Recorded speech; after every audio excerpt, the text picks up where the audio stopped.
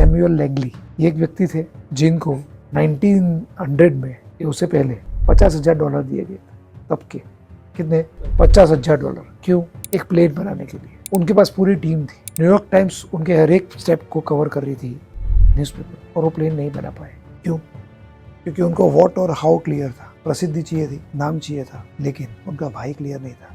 जबकि दो Wright brothers कहीं कोई कोने में ऐसा सोच रहे थे कि अगर इंसान उड़े तो क्या हो सकता है। नहीं उनके पास पैसा था, नहीं कोई मीडिया कवर कर रहा था, नहीं उनके पास कोई टीम थी।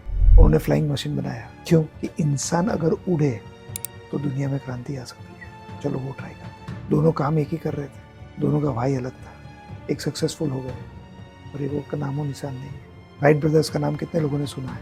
कहीं ना कहीं हम सबने सुना है, लेकिन सैमुअल लैंगली का ये पूरी बात मैंने आपको एक बुक से बताई है। साइमन सिनोक की बुक है स्टार्ट विथ वाई।